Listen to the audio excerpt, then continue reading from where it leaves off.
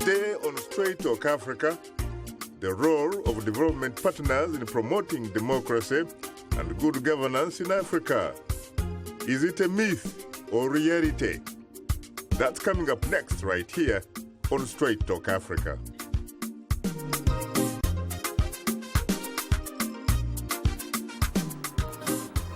Hello, welcome to Straight Talk Africa, live from the Voice of America studios here in Washington. It's Wednesday, April 6th. I am Shaka Ssali. Hello, Shaka, and hello to all our viewers and listeners on the continent and elsewhere. I'm Ian Bior, your social media reporter, standing in for Mariama Diallo.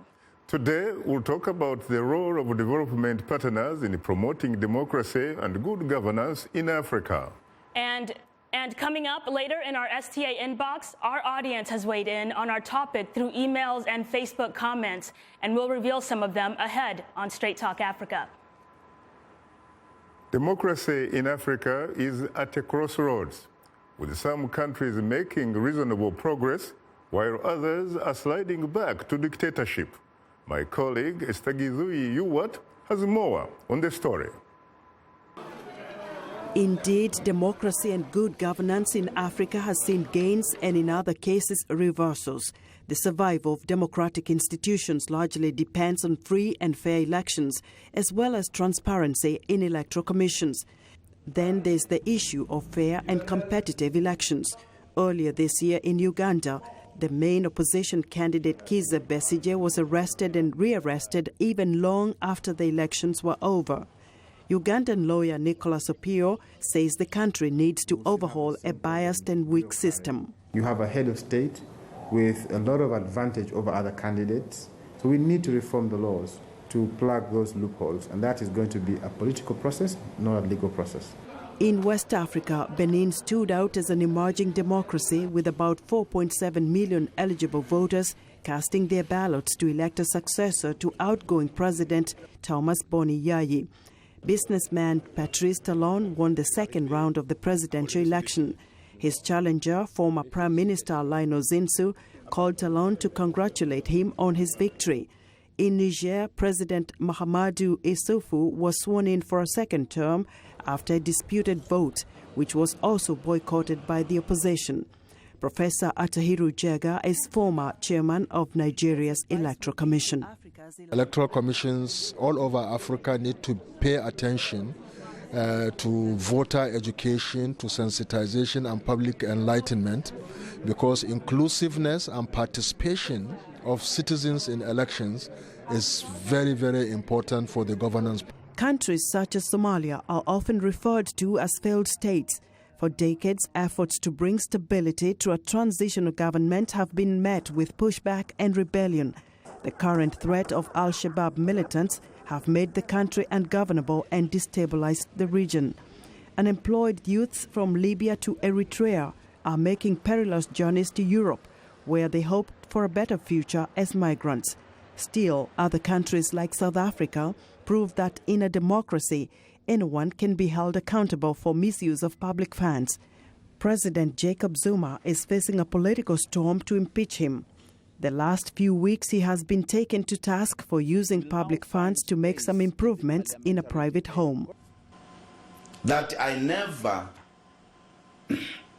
knowingly or deliberately set out to violate the Constitution, which is the supreme law of the Republic. I have agreed to pay for the identified items once a determination is made. Tanzania's election late last year was hailed as a success, but there was chaos in the island of Zanzibar, where the elections were nullified. In Central Africa, some incumbent presidents have used political maneuvers to remain in power. Burundi's President Pierre Nkurunziza claims his presidency is by divine authority, but plunged the country into bloodshed by running for a controversial third term. In Rwanda, President Paul Kagame will be running for another term that could potentially see him in power through 2034. He changed the constitution through a controversial referendum. DRC's President Joseph Kabila has yet to announce he will not run for yet another term later this year. Analysts say there are strong indications he is not ready to leave office. In Congo-Brazzaville, longtime President Denis Sassou Nguesso shut down social media and phones while campaigning to extend his 32-year rule. John Prendergast, CEO and founder of Enough Project, says the temptation for leaders seeking to extend their terms is too great, but that's not all. They perceive themselves to have immunity while in power. They fear leaving power, suddenly losing that immunity and being prosecuted for any number of things, mostly corruption, but also some of the human rights abuses that occurred during their tenures. The Central African Republic endured long political wrangles that divided the country along religious lines. About a week ago, transitional President Catherine Samba-Panza handed over power to Faustin Touadera, who, like others in the continent, swore to defend the constitution of his country. CAR citizens hope he will keep his word. Africa is ready for change from greed and political chaos and their dreadful human toll. Esther Gido-Ewart, VOA News, Washington. Thanks, Esther, for that interesting report. Now joining us here in our Washington studios are three distinguished guests. Beth Treater, Vice President of the Department of Policy and Evaluation at the Millennium Challenge Corporation. Dr. J. Peter Palm, Director of the Africa Center at the Atlantic Council, and Emira Woods, an Associate Fellow at the Institute for Policy Studies. Well, welcome to you all. Great to be with you. Great to be. Nice to be with you, Shaka. You're most welcome, and beautiful you, of course, the first time that I have the opportunity to host you. But hopefully not the last. Hopefully not the last indeed. Now talk to me, Betty, when we talk about development partners, promoting democracy and good governance in Africa. From your experience, is it a myth or a reality? Well, I think it's a reality. I mean, let's be clear that the hard work really needs to be done by the countries themselves, but I think development partners have an important role to play in incentivizing that and actually in creating a dividend for that kind of commitment to democracy. The way MCC does that is through really our selectivity. We look at all of the low-income and lower middle-income countries around the world every year, and then we look at how they measure up to their peers on a host of independent third-party indicators that cover issues related to governance, including economic freedom, whether countries are investing in their people, and whether they're embracing democratic rights. And we're highly selective. In fact, this past year, only 29 of those 81 countries that we looked at actually passed their scorecards and were considered for partnerships with MCC. Now, when you talk about those countries that qualify for the MCC, we are talking about two categories here. We're talking about threshold, we're talking about compact. And the compact is really the real deal. How many, first of all, in fact, our audience might want to know, what is the difference between those two, threshold and compact? Well, we like to think that both of them are the real deal because we think that both of them could be extremely helpful for helping countries to achieve their aspirations for economic growth and poverty reduction, which is the mission of MCC, and it's the only mission that MCC has. A threshold program generally runs from around $15 million to about $50 million, and threshold programs are for countries that don't quite pass the MCC's scorecard yet, but that we see good promise in, that we see a trajectory toward passage and a trajectory toward compact eligibility. I would say compacts are for the best performers on the scorecard and also for countries that we know are showing a commitment to democratic governance and control of corruption. And that is a very small club indeed. Very small club indeed. And compacts bring with them the potential for significant resources. So on average, compacts are around $350 million. And we're very heavily invested in things that other donors with grant money aren't invested in, like infrastructure. In fact, almost 3/4 of our portfolio is invested in infrastructure. Very interesting. What about you, Peter? Is it a myth or a reality, really? Well, I think it can be a reality. And increasingly it is. But two conditions have to prevail. First, the development partner has to have the political will to actually insist upon these conditions. And secondly, there has to be the agency of the country receiving the assistance to really want these reforms and to be incentivized properly, as Beth has pointed out. Let me give you an example. In 2009, before Beth's time there, MCC awarded a compact to Senegal 5 months after the president appointed his own son Minister of Transport, Regional Integration, Energy, International Cooperation. Now, how is that good governance? But the compact for over $500 million went through nonetheless. That was a lack of political will on our part in the United States to hold that government accountable. On the other hand, there's been great successes. Last year, a compact was signed, a second one with Benin. And that was after it had been suspended briefly, the elaboration of this compact over corruption issues. But here there was an incentive, a credible incentive on the part of the U.S., and the government of Benin wanted to deal with these problems. They dealt with them and got the compact. So I think when both conditions exist, this can be a real boost. But when there's the lack of political will on either part, then we have a problem. You could, of course, also mention Madagascar, because at one time, in fact, was part of the compact and was suspended. And then you have, of course, Ghana, which, of course, increasingly is becoming perhaps a beacon of hope for African democracy. Yes. What about you, Emira? Is it a reality or is it a myth? Well, Shaka, for me, I appreciate being on with the other panelists, but clearly it's a myth, right? If you think about democracy, Shaka, democracy is rule of the people, for the people, by the people. First of all, it has to be rooted in communities throughout the continent taking hold of their own destiny. That is what will determine good governance, is ensuring that there is a free press. It's not just it's elections or election commissions. It goes beyond that. It's the freedom of the press. It's the freedom of people to access information. There are these underpinnings of good governance and democracy that, no external agent can impose, to be quite frank, right?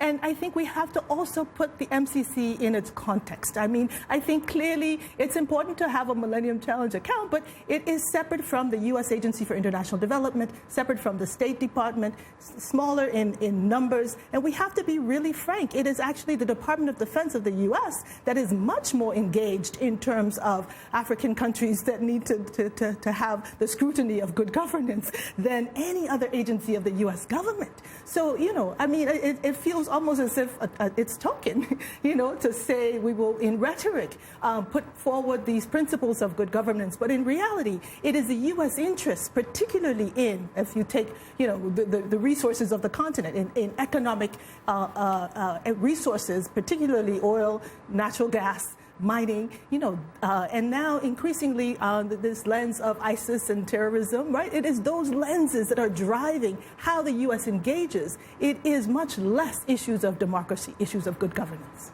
Very interesting. How do you react to that, Beth? Well, I would say that I agree with Amira's statement about the importance of empowering people to take responsibility for their own exercise of democracy, frankly, and that democracy is built from the ground up. And I think that we at MCC we consider part of our job to help countries strengthen the compact between citizens and their government in the way that we can. Now, certainly we can't do everything as a donor agency, as a development partner, but by incentivizing a commitment to democracy, by incentivizing a fight against corruption, that's one way we do that. And as you and as Peter were also saying, we do have the power to suspend and terminate our compacts when we feel that our partner countries are going back on their commitments to democracy and good governance. Now, that's not the whole of the U.S. government relationship with these countries. Amira is absolutely right about that. But that is MCC's piece in the puzzle. Very interesting. Now we'll pause for a short break. Would like to remind you that Straight Talk Africa is now on the social networking website Twitter, and we are tweeting live. Follow us at VOA Shaka. That's VOA Shaka, and join in on today's discussion with your questions and comments. Don't forget to use the hashtag VOA Democracy Governance, and we are still on Facebook. Just enter the keyword Straight Talk Africa. become a fan and connect with other friends of the Voice of America. We'll be right back with you, so please don't go away.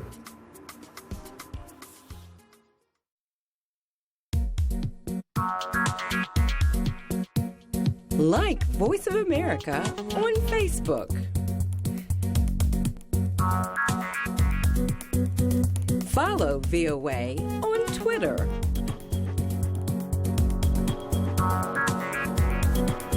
Join VOA on our YouTube channel. Like, follow, join VOA. This is Straight Talk Africa on the Voice of America. What is your opinion about today's topic? Call us at 202-619-3111. U.S. country code 1. When you call, remember the following. Ask only one question, keep your comment brief, and turn down the volume on your radio or television. Now let's return to Straight Talk Africa.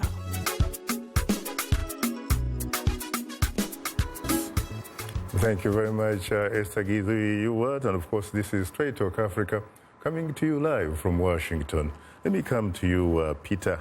You know, when we go to Africa, the bottom line is that the primary stakeholder is the African citizen.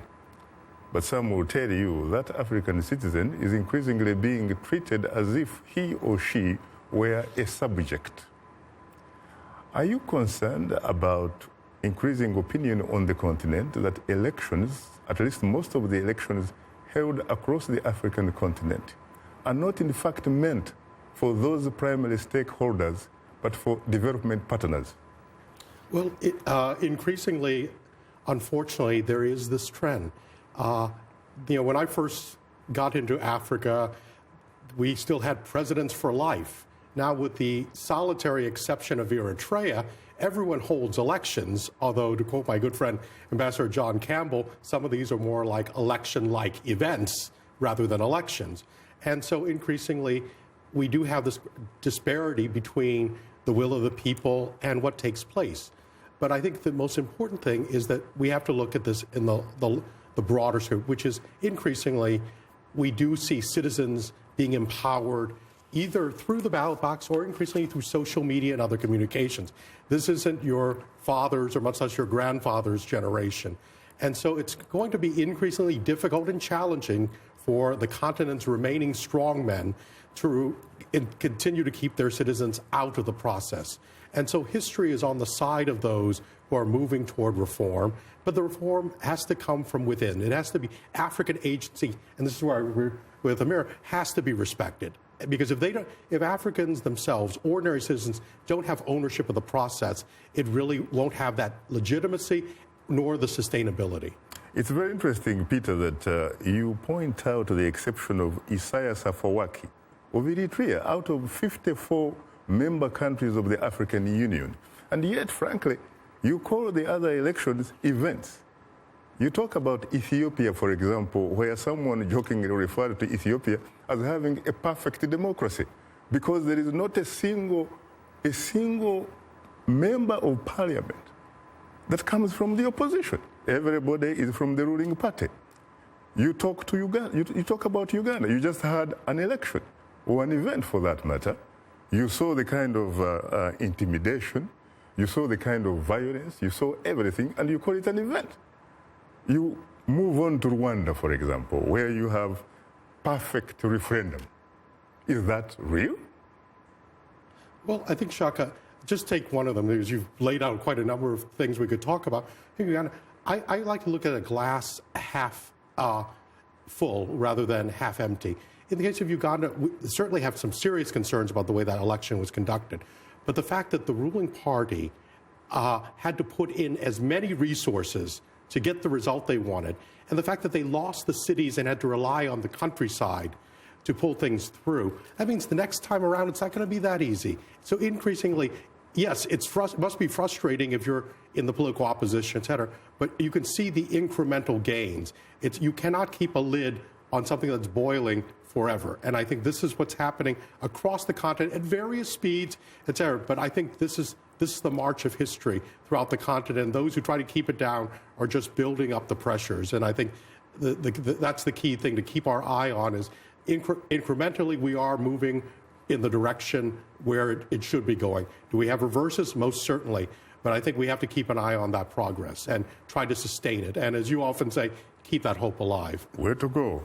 Now, Emira, as an African, and as an African, of course, in the diaspora, you obviously have observed that you've been on the continent and you have watched elections or selections, some will call them.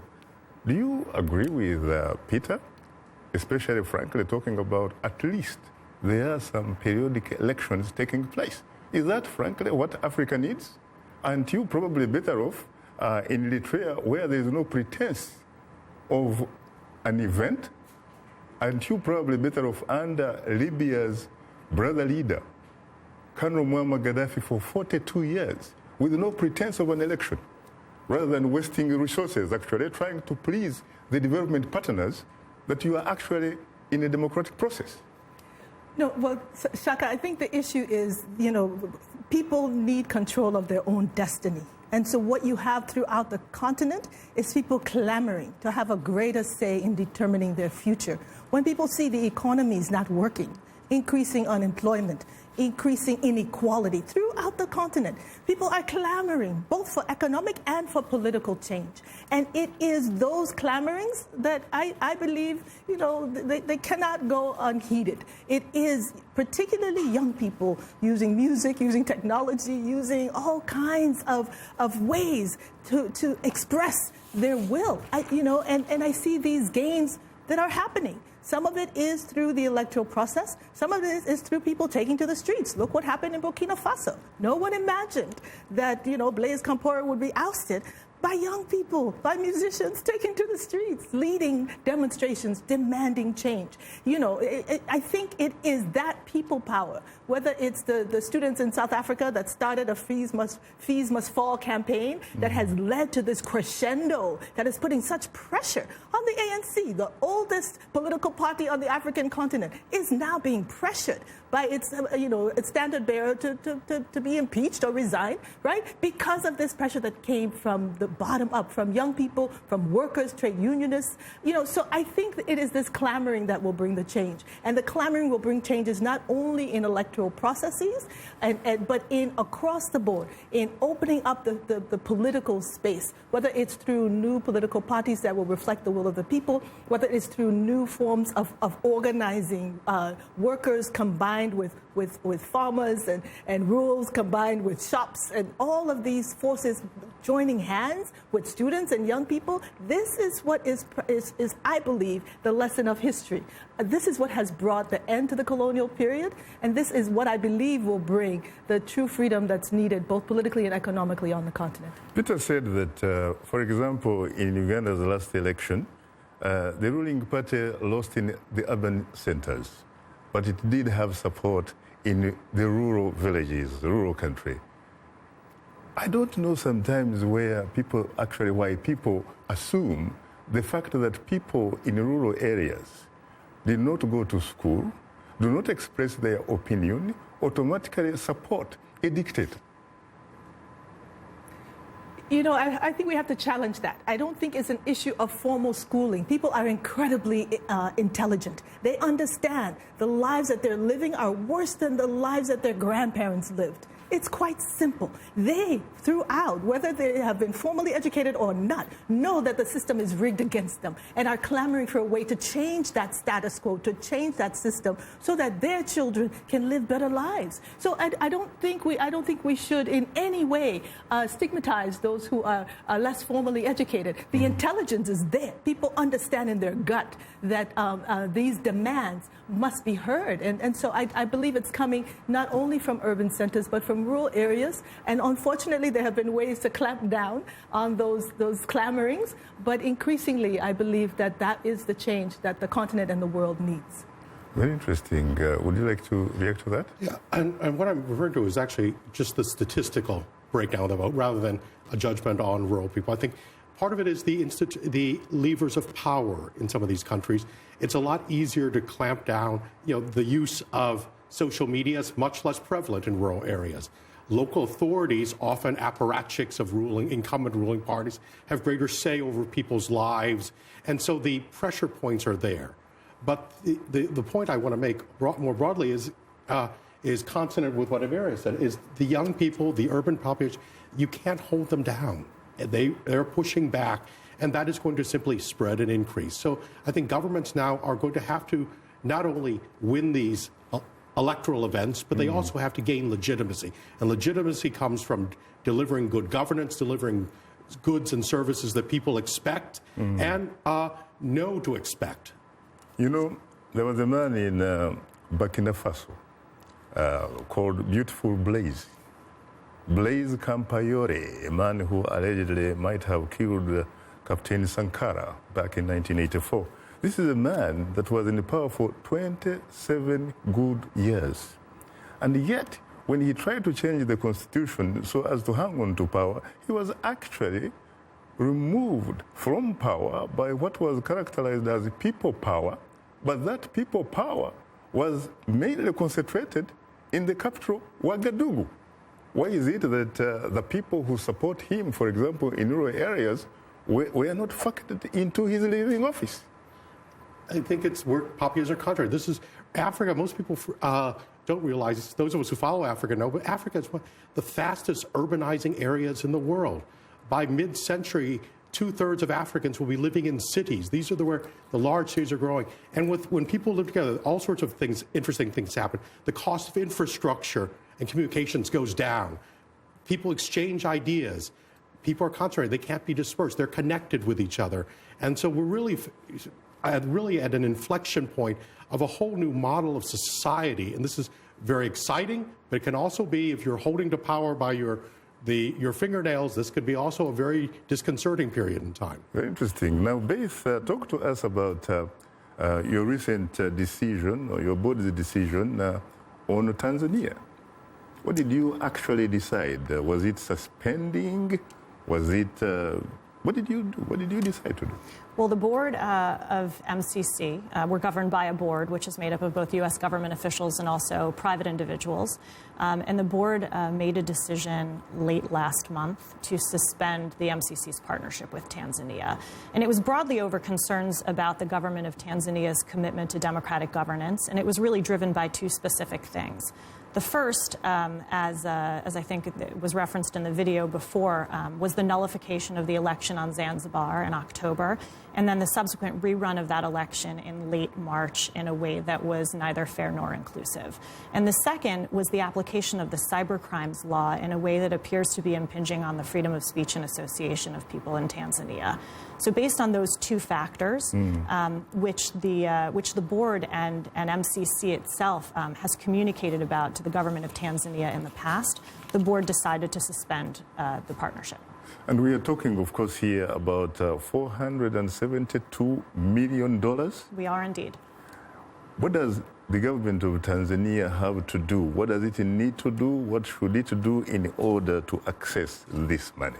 Well, the board has made its concerns very clear. And as I said, these are not concerns that just emerged in time for the board meeting to happen. These are concerns that have been very well communicated and thoroughly communicated with the government in the past. So I guess we'll have to see how the government decides to respond to those concerns. And then the board will have to decide if that response warrants a lifting of the suspension. Would that, for example, include perhaps acknowledging the results of Zanzibar of last October? Well, I have to say that it's really up to the government to decide how it would like to respond to the concerns. We, at MCC, we don't give checklists. What we do, we sort of set out broad parameters and principles, and then we ask that our partners make a commitment to adhere to those principles. Thank you very much. Thank you. You are tuned into Straight Talk Africa. We'll have more of a discussion in a moment. But first, here is Ian Bior. Take it away, Ian. Thanks, Shaka. And still to come, we'll reveal some of the outstanding feedback we've received from our audience through social media. But now, here's our letter of the week from a Straight Talk Africa Facebook fan. Our letter of the week comes from Omanua Okubo from Nigeria, who writes, Leadership, democracy, and good governance is about the public office holders as well as members of the civil society. If Africa's development partners want development for the African continent, they must emphasize the need for a very high standard of education among the populace of African states. Development partners must also emphasize the need for the joint setting of short, medium, and long-term goals, and the need to faithfully implement the plans stated in such goals. Development in Africa will be minimal if members of civil society feel helpless or have an inferiority complex towards the politicians and government.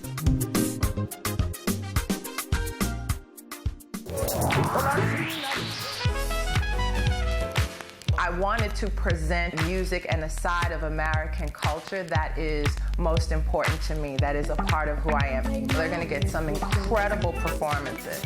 That's one of the things I love, bringing these artists in so you can get to see them do what they do. It's soul music, and that's what music is. It's that which comes from the soul.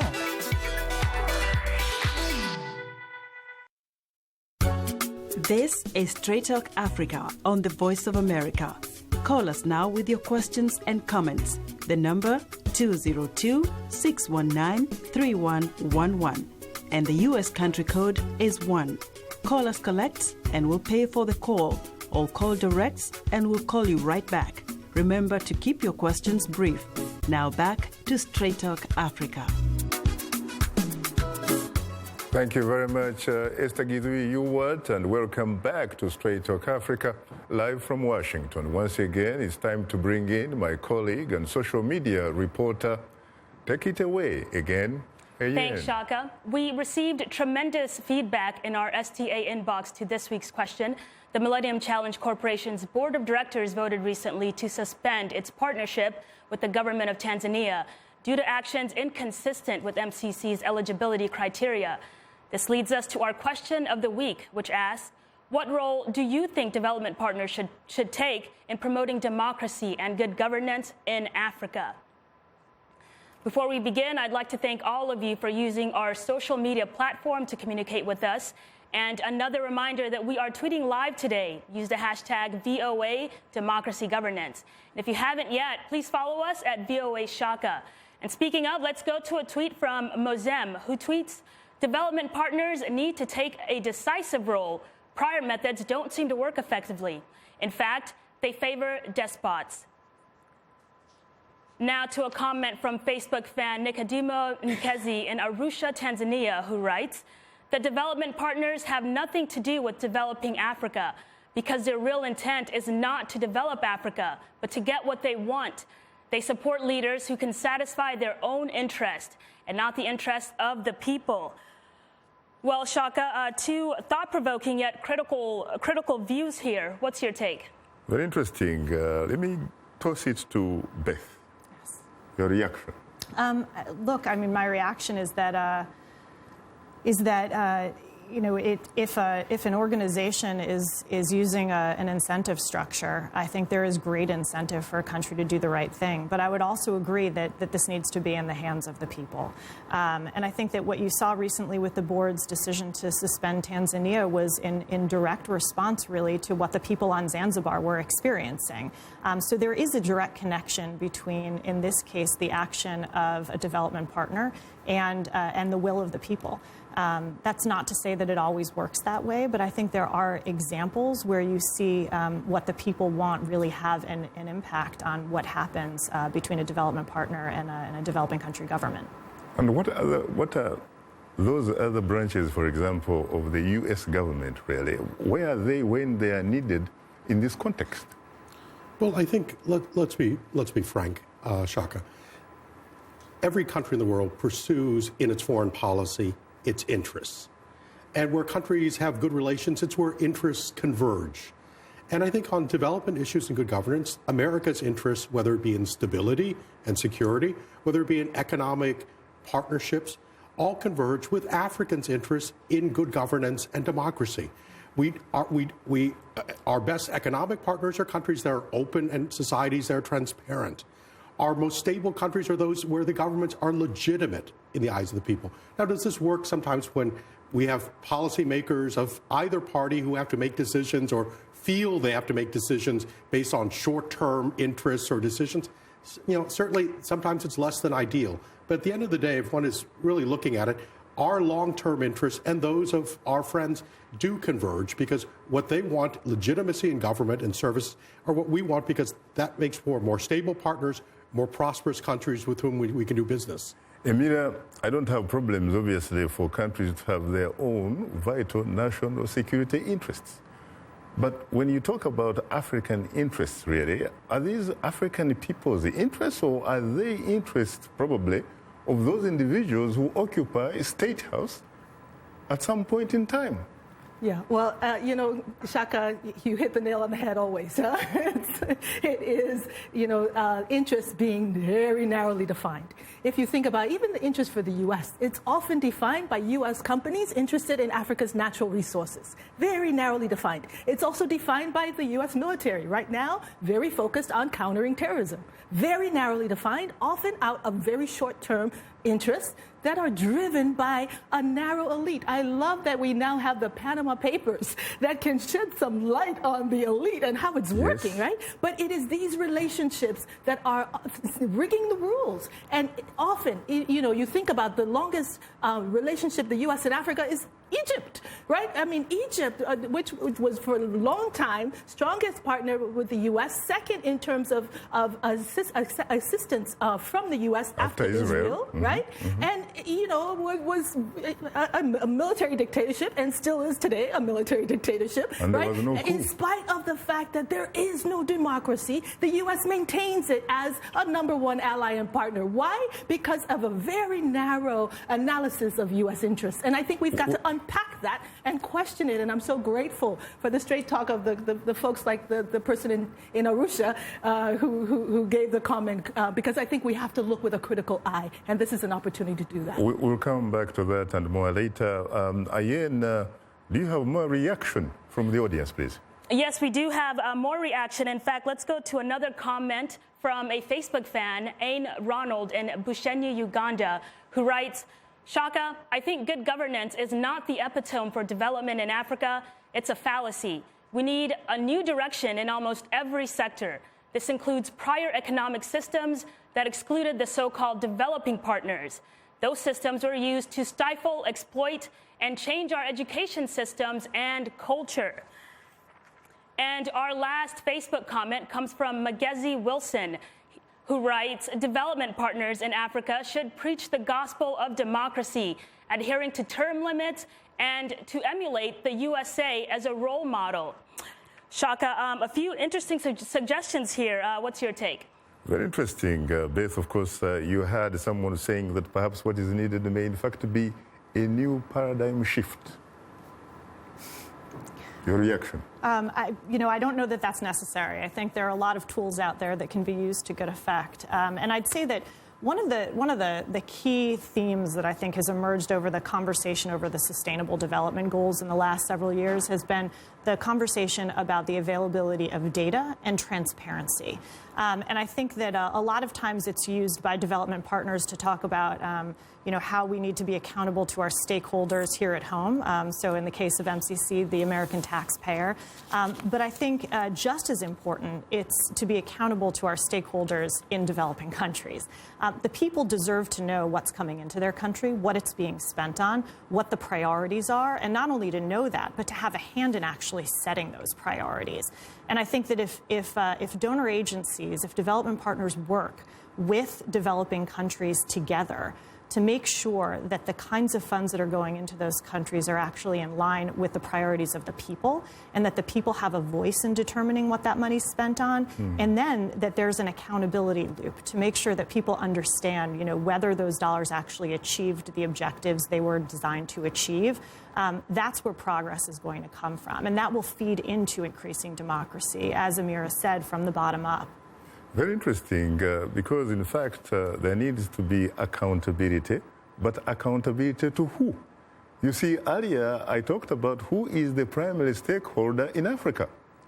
African leaders who are less democratic, they hold or organize elections for the purpose of pleasing or pandering to the development partners. That is who they count to, not their own people.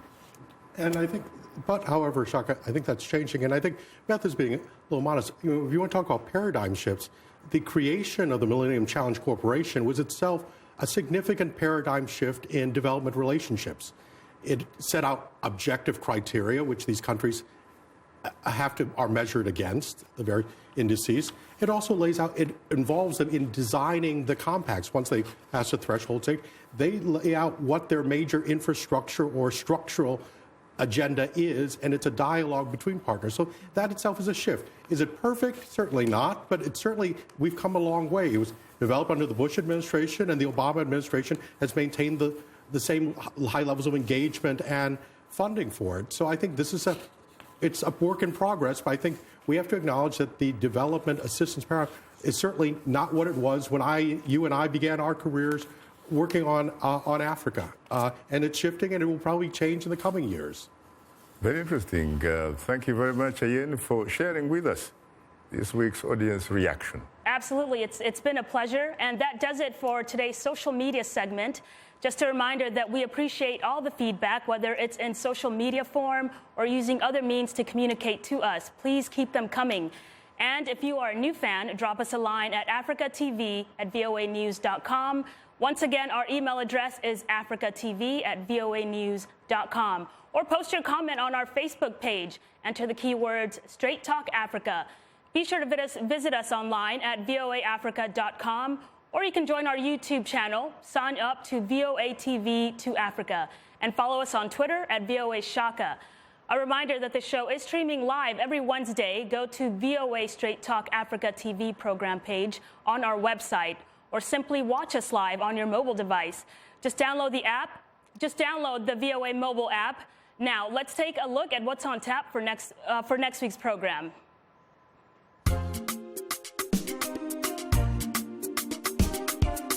Next week on Straight Talk Africa, we'll discuss the International Criminal Court and African leaders. Join host Shaka Ssali, his panel of guests, and me, Ayen Bior, your social media reporter, as we talk about the ICC ruling of Kenyan Deputy President William Ruto. That's next week on Straight Talk Africa.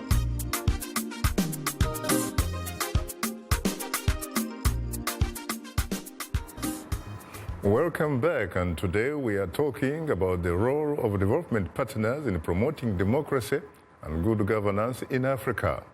Our distinguished guests are Beth Trita, Vice President of the Department of Policy and Evaluation at the Millennium Challenge Corporation, Dr. J. Peter Pan, Director of the Africa Center at the Atlantic Council, and Amira Woods, an Associate Fellow at the Institute for Policy Studies. Well, ladies and gentlemen, I have to say I'm profoundly honored and exceedingly humbled to have the opportunity to host the three of you on Straight Talk Africa. Thank you for having us. You're most welcome. Beth, are you enjoying the show? Of course I'm enjoying the show. Talk to us more about what you'd like our audience, for example, to hear about your wonderful work at the Millennium Challenge Corporation. Excellent. Well, I will say that, as Peter said so eloquently, and I want to thank you for the assist, Peter, we are a relatively new development agency that has a fairly unique model, and that's that we're focused on accountability and transparency, both in what we do and also what our partners are doing. I mean, we're really focused on working in partnership with our partners. We don't go into a country with a preconceived notion about what we're going to do and what we're going to spend money on, but we trust that we can work together with our partners to make those determinations. And we're very evidence-based and data-based in terms of the decisions that we make. We base the decisions about how to spend the money on an economic analysis that's conducted by the country partner itself. And then the country partner itself sets up a team to actually implement the program in country. We have a very light footprint around the world. We don't send a whole team out. We send just a couple people to each country that we're working with. Mm-hmm. And we also have a model that tries to pull in the private sector to development as well in appropriate ways. So helping to create an enabling environment environment for the private sector to thrive. And that, I think, comes back to the theme of today's show, which is on good governance. But we also go about our business in a very participatory way. So the Millennium Challenge Account committees that are set up in each country, they are governed by a board of directors that's made up of, just like our own board of directors is, that's made up of both government officials and also non-governmental representatives, representatives of civil society, the private sector. And we engage in a constant dialogue with our countries about their commitment to the core standards of MCC, which are commitment to fighting corruption and commitment to democratic governance. And then we're extremely transparent about the fact that, as you pointed out, there are times when we feel like we can no longer work with countries, and we take appropriate action in those cases. But we feel like we have a very good partnership with countries precisely because we have a dialogue that's built on a basis of transparency, accountability, and mutual respect. Very interesting. Sounds like a terrific model, Peter, isn't it? It is, but it is a work in progress. There's still kinks to be worked out, and it's a model's developing. There are other models. We go around the world. There are other models. For example, the French Development Agency has a very strong private sector component within it, Proparco, which actually invests alongside private money to spur certain sectors of the economy and countries to get certain things that perhaps goods that couldn't be provided any other way without some sort of a little stimulus. And there are other models. And I think we're in an exciting time in history when development partners and developing partners are trying these new models. Some will land by the wayside, but others, I think, will take off. So I think we're at that inflection point. It's one that I think leads for a very interesting future, as long as we keep our eye on those core values of good governance, participation, and transparency in what we're about. Can I just add? Sure. You know, one of the things that I think we've found that's been extremely interesting, and I don't know that it's something that we anticipated when the MCC was first set up, but that we're very heavily invested in Africa. We've signed 19 compacts with 15 African countries, and MCC has a fairly known brand in Africa, perhaps more than elsewhere in the world. And what we found is that our partner countries and prospective partner countries often talk to each other about their relationship with MCC, about how to improve that relationship, and about how to gain eligibility.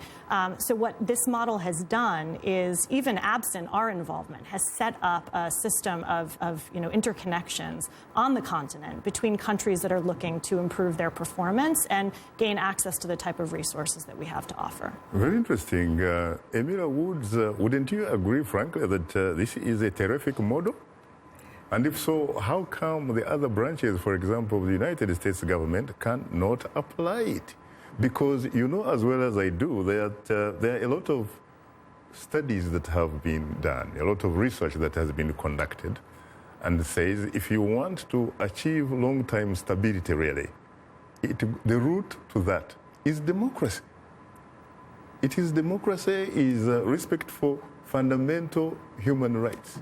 President Barack Obama himself has actually said at one time that even in prosperity, living in prosperity without freedoms is a form of poverty. Does he simply talk the talk and can't perhaps walk the walk? Yeah, I think there's a lot of talking the talk and not walking the walk, Shaka, unfortunately. And I think, we've got to, I think we're in a moment now where we've got to challenge the models, to be quite frank, right? I think the models are deepening the inequality, and we've got to begin to recognize that the models are privileging those that are still in very elite positions. And so what you have is a relationship, particularly with a model of development that says you privatize and you look to the private sector as your solution. And I think what we've seen is that, the private sector can be problematic.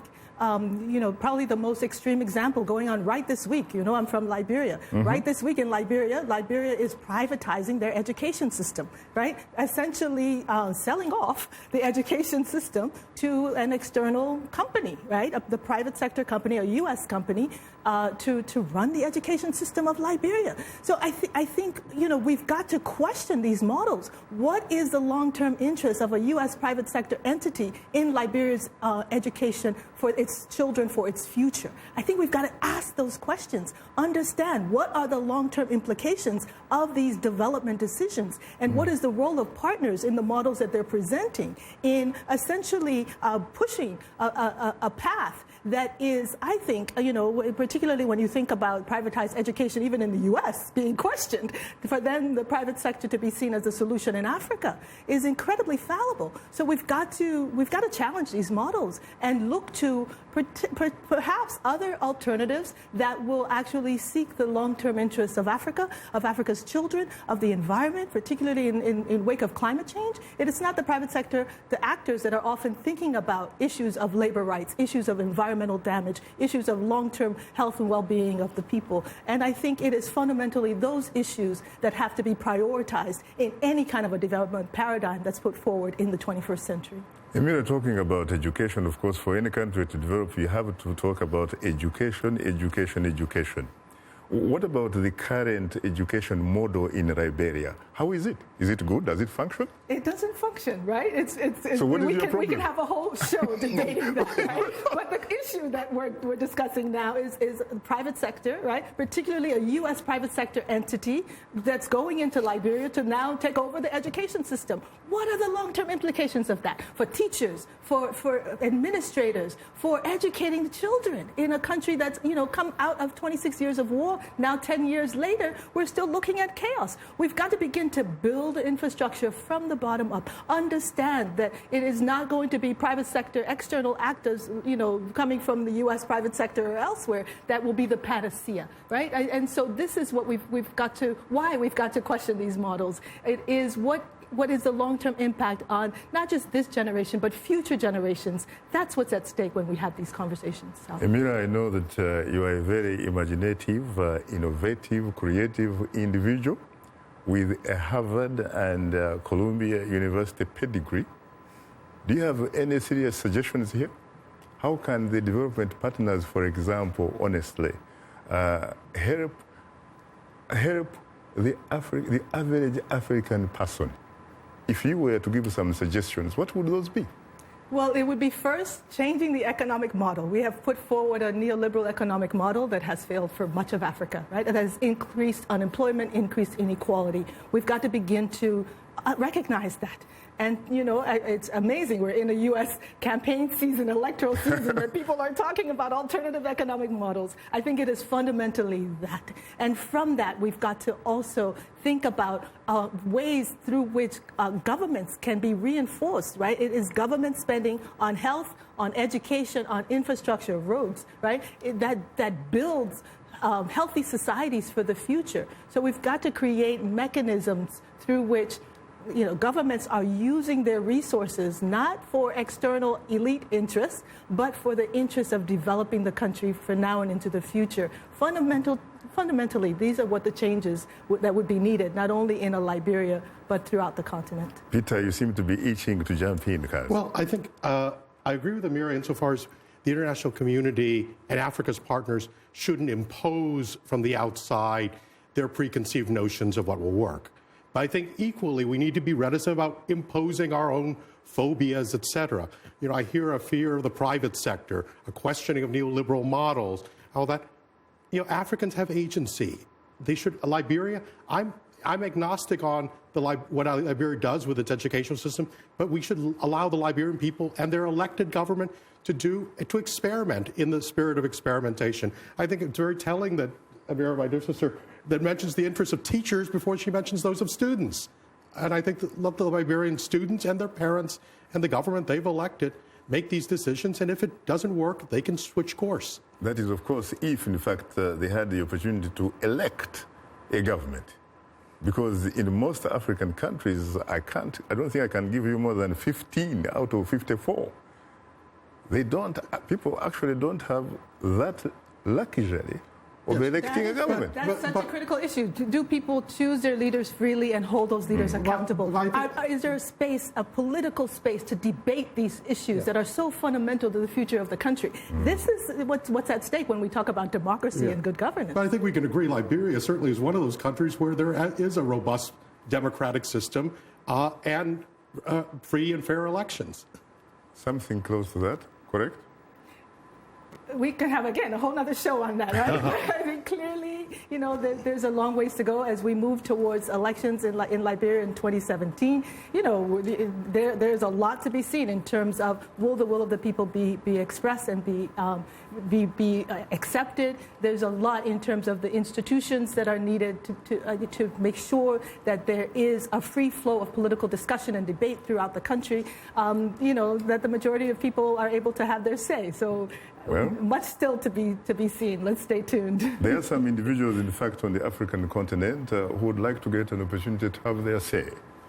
Let's go to the lifeline of the show, which are the telephone callers. Good evening, Patrick from Nigeria. You're most welcome to Straight Talk Africa. Good evening, Mr. Shaka, and good evening, our guest, Patrick Okorafor here in Anochukwu, Nigeria. Hugely terrific. I want to find out from our guest, madam, education is one of the dividends of democracy. Today in Africa, religious leaders build schools with money from the laity, that is from the people. But the tuition fees, very, very high. The poor people there cannot school. Madam, why is it so? Today, research work also have shown that education is for sale. Is it true or false? Thank you very much, Mr. Shaka, and I'm our guest in the studio. Thank you very much. Just hold the answer. Let me go to the other caller. Good evening, Emon Kanywanisa from Uganda. You're most welcome to Straight Talk Africa. Yes, sir. How are you, Mr. Shaka, and your viewer, and all the panelists in the viewer studio? Usually terrific. What is your question? Time is not our best ally, please. I understand that in Africa, of course, there is a situation where you cannot speak the right issue, whereby someone can actually table an issue which can actually not be defending the situation where you are living in. For instance, like the election in Uganda, you can see what had happened this. Hello? Hello? Hello? What had happened in Uganda, for instance, where the candidate Dr. Kizza Besigye has won the election and has not even allowed to get out in the house where he is living, saying that the moment he gets out is going to cause a situation where people can live and understand before. Thank you. Thank you very much. Unfortunately, I don't think we have an excellent line from Uganda. Emira, your reaction to the question from Patrick about education? Yeah, Patrick, education is critical. And so I think it is important for people throughout the continent to have these debates. And, I think the issue is not a critique of the private phobia, as you say, Peter, of the private sector, but it's understanding that there's an economic model, a neoliberal model that has been put forward for Africa. And I think we've got to begin to challenge those models and understand that there is a critical role for people to play. People have that agency that we've been talking about, right? To be able to choose their futures, to be able to control their destiny. This is what people across the continent are clamoring for. So, ultimately, how do we create a space where people can determine their own future, can choose their leaders, can hold those leaders accountable, can ensure that the leaders are seeking their interests in providing services that meet their needs and not seeking the interests of outsiders, whether they're, foreign agencies, development partners, or corporations, right? I think ultimately this is the debate.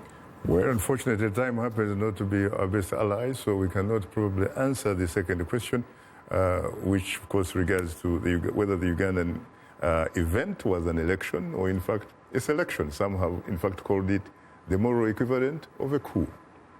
On that note, thanks to our distinguished guests, Beth Streeter, Vice President of the Department of Policy and Evaluation at the Millennium Challenge Corporation, Dr. J. Peter Palm, Director of the Africa Center of the Atlantic Council, and Emira Woods, an Associate Fellow at the Institute for Policy Studies here in Washington, D.C.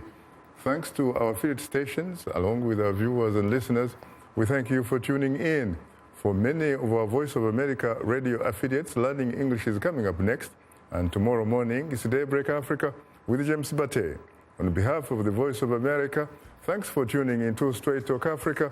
In the meantime, get better, not beater Africa, And please remember to keep the African hopes alive.